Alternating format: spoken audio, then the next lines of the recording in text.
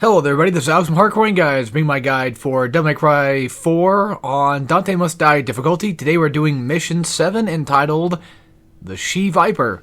We get to fight Echidna, our third boss fight in the Nero campaign. I should know this. I've played this game a billion times. Besides, we already fought Mr. Frog, so, you know. You would think I would remember that, but it's been a bit since I've done any recording in terms of commentary. And I'm still currently working through Chapter 14, so I haven't played it in a bit. That would explain why. Me jumping over those guys was just to kind of avoid them. There was no other reason besides I just didn't want to fight. That's pretty much about it. And then for these guys, you're going to have to fight them, unfortunately, but when you get here as Dante, I know I talk about him a lot, don't I? When you get here as Dante, you do not have to actually fight these enemies. But for right now, we'll have to deal with them. And the way that I normally deal with them is I like to use the burst level 3 shot, or the charge shot level 3, and just kind of break a lot of their defense. You know, do the typical streak thing and what have you. And basically just try to keep my distance because I don't want to get hit in any regard. Those are probably, in my opinion, the worst enemies of the entire game. Second to Blitz, actually. Well, Blitz is fine, I guess, but Blitz also has that problem of, like, every once in a while, whenever he appears, I really don't want to fight him. And then the Hunters, oh my god. Yeah, the Hunters also suck, too. There's a lot of enemies in DMC4 that suck, now I think about it. But, hey, you know, it wouldn't be Devil May Cry 4 without them, so I guess we just take what we can get.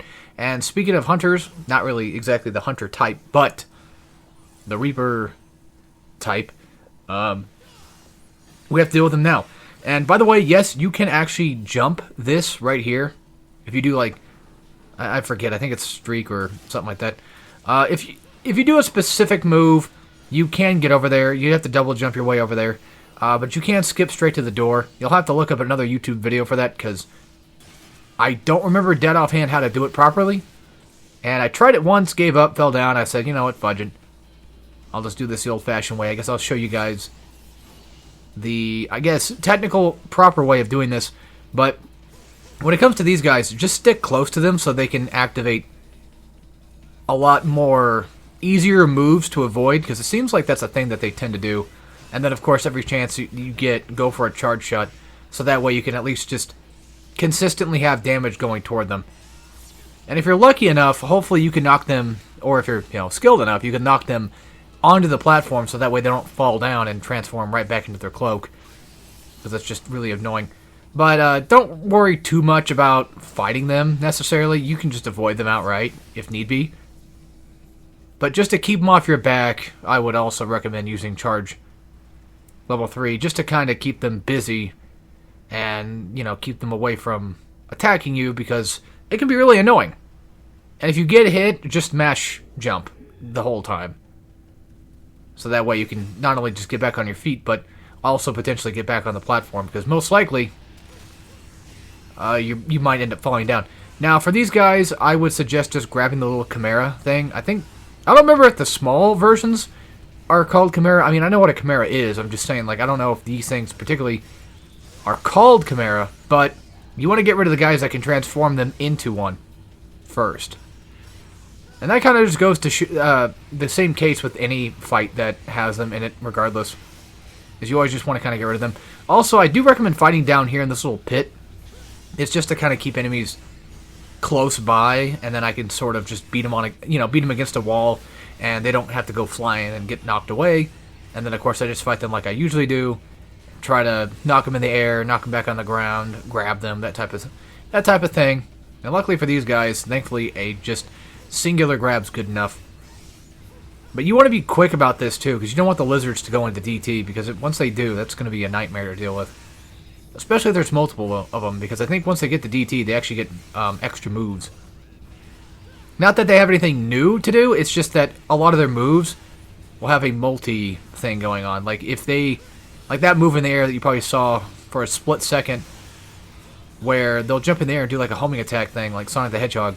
So when they do something like that, they can do it like 3 or 4 times. Even if you grab them, Well, no, I think if you grab them, even if they're in DT, I think that still takes like 2 grabs to get rid of it.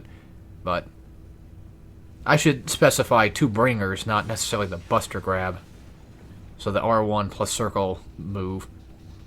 And then when you come out here, if you want to, you can use the gyro to just basically get rid of practically just everybody, because, you know, screw them. Because this room is just a nightmare to deal with, if I ever had to fight them. But luckily, again, you don't actually have to fight. So, you could just skip all that noise, and I don't blame you if you do, because I do it all the time. I skip plenty of fights that I just have no intention of doing, because I'm not going for rank, so I'm here to beat the game. I think these orbs actually count toward the rank.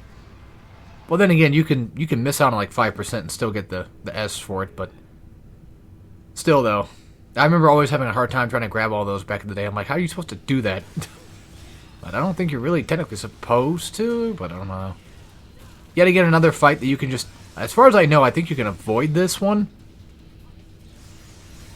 I'm pretty sure. I'm just kind of doing it just to show off, it seems. So I remember doing this specifically because I was like, I just want to show off. But then the Chimera itself actually appeared. And I think this is when I said, screw it, maybe. Because there's 2 of them, I don't want to deal with it. Luckily, there is health that's going to come up. There is a nice green orb. Nice big green orb coming up soon. So, we can use that to get our health completely full. And again, I have nothing wrong if you want to use items. I'm just not using it just to make myself like an everyman. Alright, so Echidna's fight is weird because she's just really random about a lot of things. When she goes into this form, I usually just run up, do a few slashes, go into DT, and then go straight for Buster while also charging up my shots. So that way I can just use the charge shot whenever she comes back down. Although, well, actually, I don't charge it during it. I launch Summon Swords. Sorry, I got that mixed up. I launch Summon Swords while I'm doing it, but then I charge immediately when I'm done. For this part, basically, just do a few slashes on her, and then, like, jump behind her or to the side, because most likely she'll probably end up sending out tentacles that are going to be right next to you. So watch out for, basically just watch out for that. And if they're about to attack, just jump. Because then you could, you know, just avoid it outright.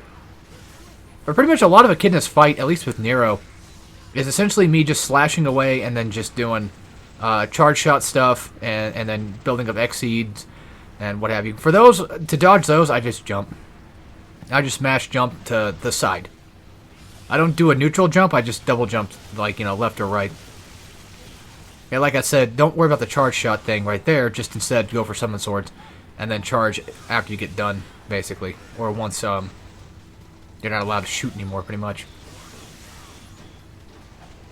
By the way, also another thing too is if you have level 3 Exceed, I would recommend using the R1 back triangle move instead, so that way you don't have to use Streak. Because if you leave yourself open for any amount of time, she probably will hit you, or at least not stun you, but she'll do a thing where she'll knock you back and it'll ruin your attack. So it's easier just to do a move that's faster.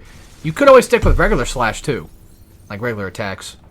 But anyway, that's Echidna. She's the easiest one to defeat, so okay, actually barely is, but still.